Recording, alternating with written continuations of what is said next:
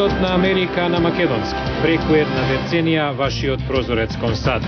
А сега, директно од студиото во Вашингтон. Добро вечер, го гледате ТВ журналот Newsflash на Гласот на Америка на македонски јазик, а јас сум Лилица Китановска.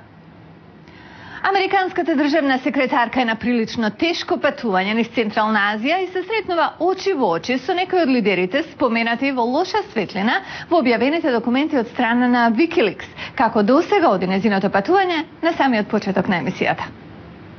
Државната секретарка Хилари Клинтон го фалеше Киргистан за напорите да формира коалициона влада по октомвриските избори. Од тука таа замина за Узбекистан, каде вели че го покрајне прашањето за почитување на човековите права и ќе ја заокружи турнијата што започна во Казахстан во Бахрейн. Од другите вести, 5 мина поранешни државни секретари за републикански американски председатели го поттикнуваат американскиот сенат да го ратификува новиот договор за намалување на стратешкото оружје, што го подпишаа американскиот и рускиот председател. Тие пишуваат во денешен Вашингтон Пост дека таков договор ќе помогне Русија да се вклучи во помагање со справување со непринципиелните држави како Иран и Северна Кореја и за подобрување на ситуацијата во Авганистан.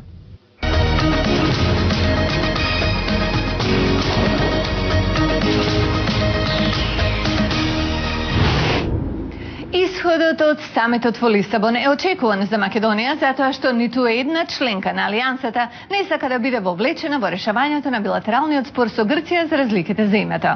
Ова е дел од размислувањето на аналитичарот Јануш Бугајски од Центарот за стратешки меѓународни студии во Вашингтон, зашто повеќе ќе чуеме од прилогот на Јане Бојаджиевски. На самитот на НАТО во Лисабон беше потврден ставот од Букурешт дека Македонија ќе стане членка која ќе го реши проблемот со името. Јануш Бугајски од Центарот за стратешки меѓународни студии во Вашингтон за ваквиот исход коментира. Како и што се очекуваше, сите знаеа дека ќе нема формална покана за членство на Македонија, се додека не се најде решение за спорот со Грција. Мислам дека ниту една членка на НАТО не сака да интервенира, затоа што тоа е билатерално прашање за изнаоѓање решение. Но доколку САД и која да е друга членка на НАТО може да дадат помош, сигурен сум дека со задоволство ќе помогнат. Се надевам дека до наредниот самит на НАТО за 2 години Скопје официјално ќе добие покана за членство.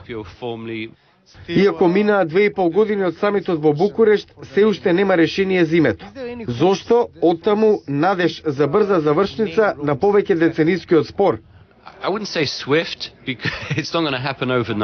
Не би рекол брза, затоа што нема да се реши преку ноќ.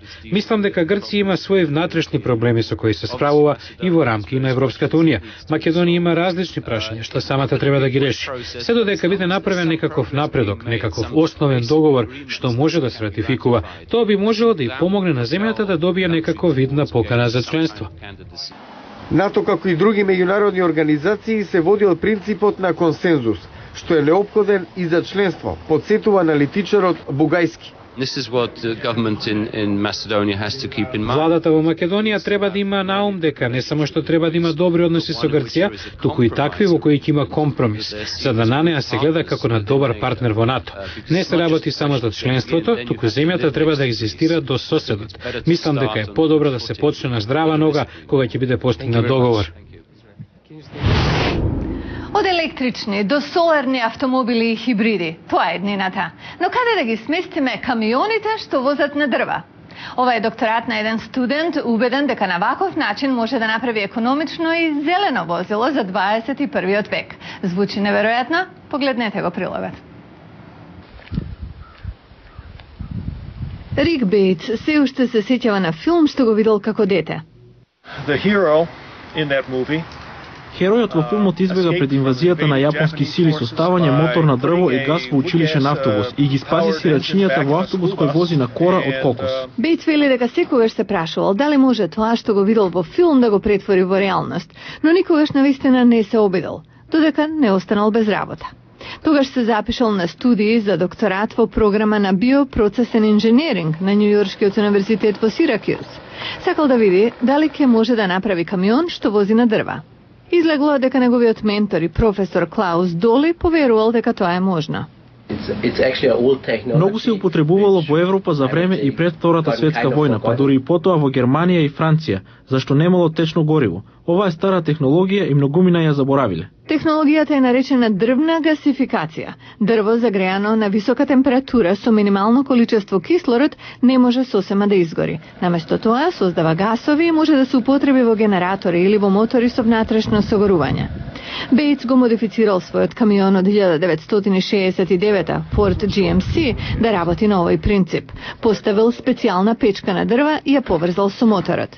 Ефикасноста не е како во возило на бензин и нема толкова сила, но Бейтс и Доли велат дека има други предности. 18 килограми дрвни струготини чинат $3, а служат 52 километри. Не само што е поевтино, туку е подобро и за животната средина. Дрво ќе пораснете за 30 години, додека за фосилно гориво требаат 200 или 300 милион години да се формира јаглеродно гориво. Во однос на јаглеродот, би рекле дека ова е неутрален процес. Дрвјата го земаат јаглеродот од воздухот, а кога го гориме, тој повторно се ослободува. За Бейтс дрвјата се само почеток. Планира да се префрли на отпадоци од пченка, жито, па и шталско ѓубриво за напојување на возилата со енергија. Доли размислува уште поиновативно. Замислете камион за отпадоци што вози на отпадоците што ги собира. Двајцата ентузијасти велат дека имаат уште неколку тестови пред да го представат своето возило. Дали ќе биде широко прифатено е друго прашање, но сигурно ќе покажат дека она што го има во филмовите не е само фантазија. Вчера најавивме прилог за ново научно откритие на микроби што јадат јаглерод. Заради проблеми со видеото, прилогот може да го прочитате или да го чуете на нашата веб страница. А утре ќе зборуваме за кралеви и кралици, и принцези, и принцови, и кралства, и замоци. Утре во Newsflash, британската свадба како повод за претрес на вечната фасцинација со монархиите. Гледајте во утрешен Newsflash.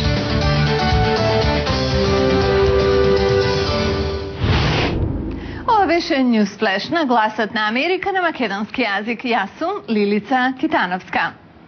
А за најнови содржини појдете на нашата веб страница glasnaamerika.com.